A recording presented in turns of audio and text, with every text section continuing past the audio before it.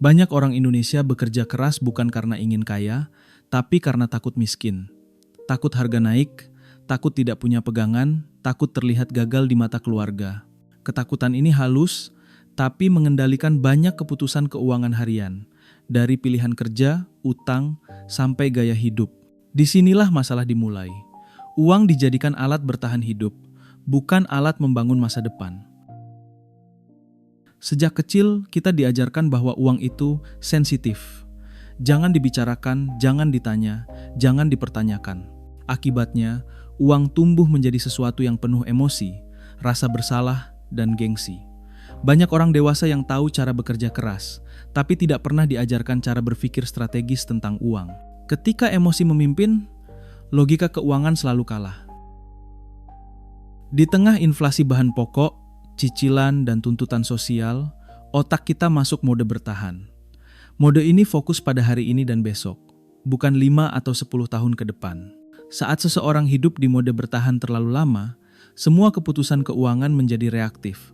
Bukan karena bodoh, tapi karena sistem pikirannya terus berada dalam tekanan. Masalahnya, sistem keuangan pribadi tidak bisa dibangun dari pikiran yang terus terdesak. Orang yang pikirannya sempit oleh kecemasan akan cenderung mencari jalan pintas, iming-iming cepat, dan solusi instan. Disinilah banyak orang terjebak pada investasi bodong, utang konsumtif, dan keputusan yang terlihat menguntungkan tapi merusak dalam jangka panjang. Banyak yang mengira masalah keuangan itu soal kurang penghasilan, padahal seringkali masalahnya adalah cara otak memproses uang. Dua orang dengan gaji sama bisa memiliki kondisi finansial yang sangat berbeda, bukan karena nasib, tapi karena cara mereka memahami risiko, waktu, dan kesabaran. Kekayaan jarang lahir dari kecepatan, tapi dari arah yang benar. Budaya sungkan dan gengsi juga ikut bermain. Tidak enak menolak ajakan, tidak enak terlihat pelit, tidak enak kalau hidup terlihat biasa saja. Tekanan sosial ini mendorong banyak keputusan keuangan yang tidak rasional. Uang habis untuk menjaga citra, bukan membangun fondasi. Dalam jangka panjang, citra tidak menyelamatkan siapapun dari krisis. Di titik ini, penting untuk menyadari satu hal krusial: uang tidak netral. Uang memperbesar siapa diri kita sebenarnya. Jika pola pikir kita impulsif, uang mempercepat kehancuran. Jika pola pikir kita terstruktur, uang menjadi alat pertumbuhan. Karena itu, sebelum bicara strategi, investasi, atau bisnis, yang perlu dibenahi adalah cara berpikir. Narasi ini bukan tentang menyalahkan, tapi tentang membuka mata. Banyak orang gagal bukan karena malas, tapi karena memulai dari kerangka pikir yang salah. Jika fondasi mentalnya keliru, sekeras apapun usaha yang dilakukan akan terasa berat dan rapuh. Disinilah perjalanan ini dimulai, bukan dari angka, tapi dari kesadaran. Setelah menyadari bahwa banyak keputusan keuangan digerakkan oleh rasa takut, langkah berikutnya adalah memahami bagaimana waktu bekerja dalam keuangan. Kebanyakan orang menilai uang dari hasil cepat, bukan dari daya tahannya. Padahal kekayaan tidak tumbuh dari satu keputusan besar, melainkan dari serangkaian keputusan kecil yang konsisten dan sabar. Orang yang hidup dengan pola pikir jangka pendek cenderung bertanya, bulan ini untung berapa? Tahun ini bisa beli apa? Sementara orang yang berpikir jangka panjang bertanya, 5 tahun lagi posisiku di mana? 10 tahun lagi hidupku seperti apa? Perbedaan pertanyaan ini menghasilkan arah hidup yang sangat berbeda, meski titik awalnya sama. Di Indonesia, banyak orang merasa aman hanya karena masih bisa mencicil. Padahal cicilan bukan tanda stabilitas, melainkan tanda komitmen pada masa depan yang belum tentu aman. Rasa aman semu ini membuat orang menunda membangun aset, karena merasa hidupnya masih berjalan baik-baik saja. Masalah baru terasa ketika pilihan sudah semakin sempit. Pola pikir jangka panjang menuntut kemampuan menunda kesenangan. Ini sulit, terutama di era media sosial yang memamerkan hasil instan. Tapi orang yang benar-benar membangun kekayaan memahami bahwa tidak semua peluang harus diambil, dan tidak semua tren harus diikuti. Fokus mereka bukan terlihat cepat naik, tapi benar-benar kuat bertahan. Banyak orang bekerja keras sepanjang hidup, tapi tetap merasa berlari di tempat. Bukan karena usahanya kurang, tapi karena arah usahanya tidak jelas. Tanpa tujuan jangka panjang, kerja keras hanya menjadi rutinitas melelahkan. Uang datang dan pergi tanpa sempat diatur untuk bekerja lebih jauh. Perbedaan paling jelas antara pola pikir bertahan dan pola pikir membangun adalah cara melihat pengorbanan. Bagi pola pikir bertahan, menabung terasa menyiksa. Bagi pola pikir membangun, menabung adalah cara membeli kebebasan di masa depan. Yang satu melihat kehilangan hari ini, yang lain melihat pilihan esok hari. Saat seseorang mulai berpikir jangka panjang, standar keputusannya berubah. Ia tidak lagi bertanya apakah ini menguntungkan sekarang, tapi apakah ini memperkuat posisiku nanti. Ini berlaku untuk pekerjaan, investasi, bahkan gaya hidup. Banyak keputusan kecil yang terlihat sepele ternyata menentukan kualitas hidup bertahun-tahun kemudian. Di tahap ini, penting untuk memahami bahwa membangun kekayaan bukan soal kecepatan, tapi soal arah dan konsistensi. Siapapun bisa terlihat maju dalam waktu singkat, tapi hanya sedikit yang benar-benar bertahan dan berkembang. Perjalanan ini menuntut kesabaran, kejelasan tujuan, dan keberanian untuk berbeda dari kebanyakan orang. Keinginan untung cepat sering dibungkus dengan narasi pintar dan terlihat rasional. Kata-kata seperti peluang langka, mumpung masih awal, dan jangan sampai ketinggalan membuat otak merasa harus bertindak sekarang. Padahal tekanan untuk cepat mengambil keputusan justru mematikan kemampuan berpikir jernih. Di titik ini, emosi mengambil alih logika. Banyak orang terjebak karena menyamakan bergerak cepat dengan maju. Padahal bergerak tanpa arah hanya membuat energi habis lebih cepat. Dalam keuangan, kecepatan tanpa perhitungan seringkali berarti risiko yang tidak disadari. Yang terlihat seperti keberanian, seringkali hanyalah ketidaksabaran yang disamarkan. Lingkungan sosial ikut memperkuat jebakan ini. Saat teman pamer cuan, grup obrolan ramai cerita untung, dan media sosial penuh testimoni, tekanan untuk ikut serta meningkat. Jarang yang bercerita tentang kerugian dengan jujur. Akhirnya banyak orang mengambil keputusan bukan karena siap, tapi karena takut tertinggal. Masalahnya, hasil cepat hampir selalu menuntut kompromi pada fondasi. Entah itu riset yang dipotong, risiko yang diabaikan, atau dana darurat yang dikorbankan. Dalam jangka pendek mungkin terasa aman, tapi fondasi yang rapuh membuat satu guncangan kecil cukup untuk menjatuhkan semuanya. Banyak yang berkata, nanti juga bisa diperbaiki sambil jalan. Kalimat ini terdengar optimis, tapi sering menjadi pembenaran untuk keputusan ceroboh. Dalam keuangan, kesalahan awal jarang netral. Ia membawa konsekuensi yang menumpuk dan membatasi pilihan di masa depan. Jebakan lain dari hasil cepat adalah ilusi kontrol. Ketika sekali berhasil, orang merasa sudah menguasai permainan. Kepercayaan diri naik lebih cepat daripada kapasitas. Disinilah banyak orang menaikkan taruhan sebelum sistemnya matang, lalu kaget ketika hasilnya tidak bisa diulang. Pola mengejar cepat juga membuat seseorang alergi terhadap proses. Belajar dianggap lambat, membangun dianggap ribet, dan disiplin terasa membosankan. Padahal justru di proses yang membosankan itulah sistem keuangan yang kuat dibentuk. Tanpa sistem, keberhasilan hanya bersifat kebetulan. Menyadari jebakan ini bukan berarti harus anti peluang. Yang dibutuhkan adalah standar berpikir yang lebih dewasa.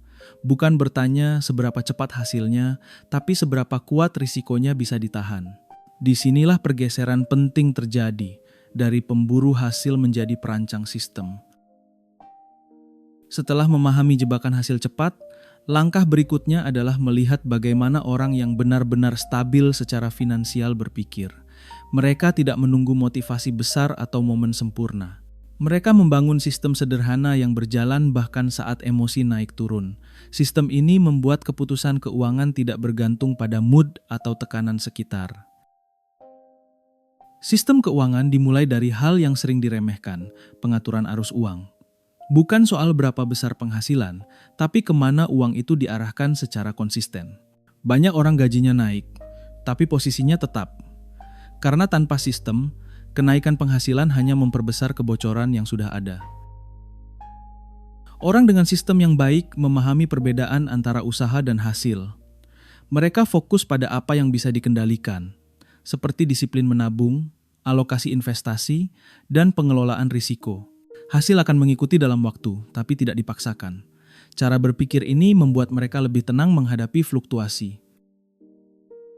Dalam konteks Indonesia, membangun sistem sering berbenturan dengan budaya spontan. Ada ajakan mendadak, kebutuhan keluarga yang tiba-tiba, dan rasa tidak enak menolak. Sistem yang sehat bukan berarti kaku, tapi memiliki batas yang jelas. Tanpa batas, rencana keuangan selalu kalah oleh situasi. Salah satu kesalahan umum adalah menunggu sistem yang sempurna. Padahal sistem yang sederhana tapi dijalankan jauh lebih kuat daripada rencana rumit yang hanya ada di kepala. Orang yang konsisten memulai dari kecil akan jauh lebih siap ketika skala hidupnya membesar. Sistem juga berfungsi sebagai pelindung dari keputusan emosional. Saat pasar naik, sistem mencegah euforia berlebihan. Saat kondisi turun, sistem mencegah kepanikan. Dengan begitu, keputusan tetap rasional meski situasi berubah. Ini yang membedakan stabilitas dari spekulasi. Banyak orang merasa membangun sistem itu membatasi kebebasan, padahal justru sebaliknya. Sistem yang rapi menciptakan ruang aman untuk mengambil peluang yang lebih besar. Tanpa sistem, setiap peluang terasa berisiko. Dengan sistem, risiko bisa diukur dan dikelola. Di tahap ini, penting untuk memahami bahwa kekayaan bukan hasil satu keputusan jenius, tapi hasil dari struktur yang bekerja dalam jangka panjang.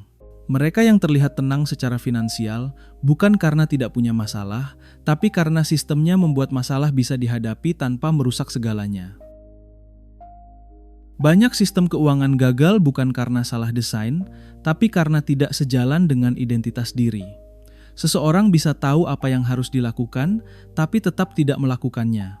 Ini bukan soal kurang informasi, tapi karena kebiasaan lama dan citra diri lama masih memegang kendali. Tanpa perubahan identitas, disiplin terasa seperti paksaan. Disiplin sering dianggap sebagai kemampuan menahan diri, padahal sebenarnya kemampuan memilih. Orang yang disiplin bukan yang paling kuat menahan godaan, tapi yang jarang menempatkan dirinya di situasi penuh godaan. Mereka merancang lingkungan yang mendukung keputusan baik, bukan mengandalkan niat semata. Di Indonesia, tantangan disiplin sering datang dari lingkungan terdekat. Ajakan nongkrong, tuntutan sosial, dan rasa sungkan membuat banyak orang mengorbankan rencana jangka panjang demi kenyamanan sesaat. Setiap kali ini terjadi, sistem keuangan kehilangan sedikit kekuatannya. Kerusakan kecil ini jarang terasa, tapi efeknya menumpuk. Masalah lain muncul ketika seseorang merasa bosan dengan proses. Hasil tidak langsung terlihat, sementara usaha terus berjalan. Di titik ini, banyak orang mulai mempertanyakan, untuk apa semua ini? Padahal kebosanan adalah tanda bahwa sistem sedang bekerja secara normal, bukan tanda kegagalan. Identitas memainkan peran besar dalam melewati fase ini. Orang yang melihat dirinya sebagai pembangun akan tetap berjalan meski hasil belum tampak. Orang yang masih melihat dirinya sebagai pencari cepat akan mudah berpaling. Cara kita mendefinisikan diri menentukan seberapa lama kita bertahan. Disiplin juga sering runtuh saat kondisi membaik. Ketika penghasilan naik atau ada keuntungan, rasa aman palsu muncul. Banyak orang melonggarkan aturan justru di saat seharusnya sistem diperkuat.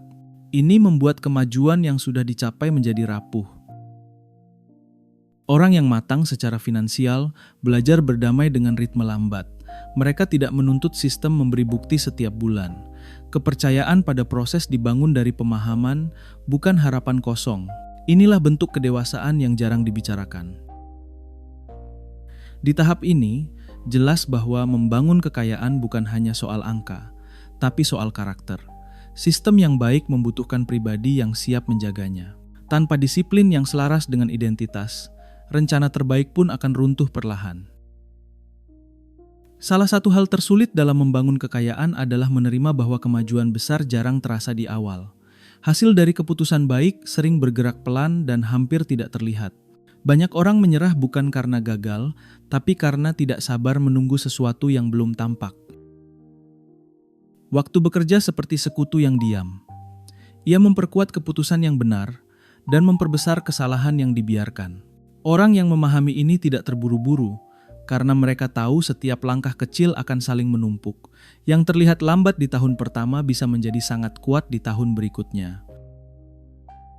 Di Indonesia, Banyak orang menilai kemajuan dari perubahan gaya hidup. Jika hidup belum terlihat naik, dianggap belum berhasil. Padahal pertumbuhan sejati sering terjadi di balik layar, saat aset bertambah, utang berkurang, dan posisi semakin aman. Hal-hal ini jarang terlihat, tapi menentukan masa depan.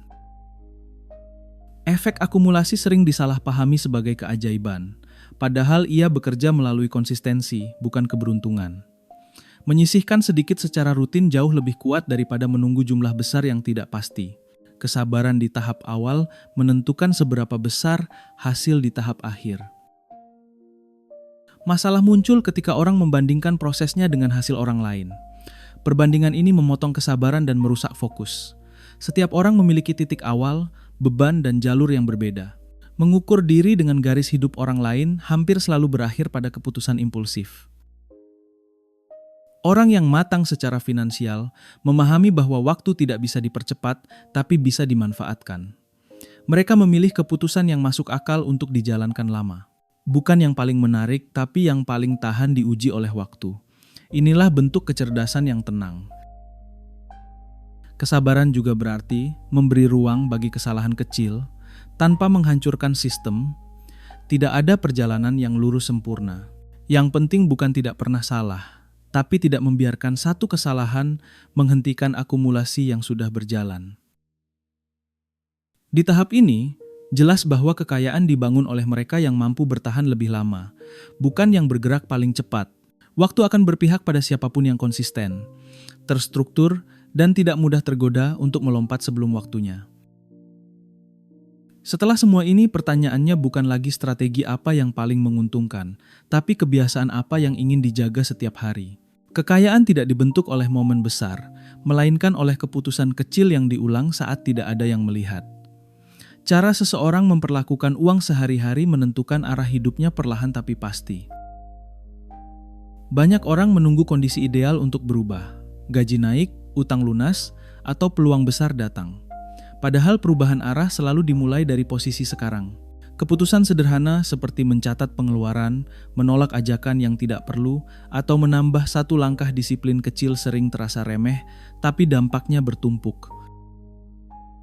Sikap dewasa terhadap uang terlihat dari cara seseorang mengambil keputusan saat tidak ada tekanan. Bukan saat panik, bukan saat euforia, tapi dalam rutinitas yang membosankan. Di sanalah karakter keuangan dibentuk. Orang yang konsisten di kondisi biasa akan jauh lebih siap menghadapi kondisi luar biasa. Hidup finansial yang sehat bukan berarti tanpa masalah. Masalah akan tetap datang, kebutuhan keluarga, perubahan ekonomi, dan kejutan hidup. Perbedaannya, orang yang terstruktur tidak runtuh saat masalah muncul. Mereka mungkin goyah, tapi tidak kehilangan arah karena fondasinya jelas. Di konteks Indonesia, kedewasaan finansial juga berarti berani hidup sesuai kemampuan tanpa merasa rendah diri. Tidak semua pencapaian harus dipamerkan, dan tidak semua standar sosial harus diikuti. Ketika keputusan diambil berdasarkan nilai, bukan gengsi, hidup terasa lebih ringan dan terkendali. Membangun kekayaan sejatinya adalah membangun hubungan yang sehat dengan waktu, uang, dan diri sendiri. Tidak terburu-buru, tidak membandingkan berlebihan, dan tidak menyalahkan keadaan. Fokus pada apa yang bisa dikendalikan hari ini, memberi ketenangan yang jarang disadari banyak orang. Di titik ini, arah sudah jelas. Bukan jalan tercepat, tapi jalan yang bisa ditempuh lama. Bukan yang paling ramai, tapi yang paling masuk akal. Setiap orang bebas memilih. Tapi pilihan yang tenang hampir selalu lebih tahan lama daripada pilihan yang emosional. Jika kamu merasa narasi ini berbicara tentang hidupmu, mungkin ini saat yang tepat untuk berhenti berjalan sendirian. Di channel Mindset Kaya, kita tidak mengejar jalan pintas atau janji cepat, kita belajar membangun cara berpikir yang membuat keputusan finansial terasa lebih tenang dan masuk akal. Jika kamu ingin terus melatih pola pikir yang lebih dewasa terhadap uang dan hidup, pastikan kamu tetap di sini dan berjalan bersama.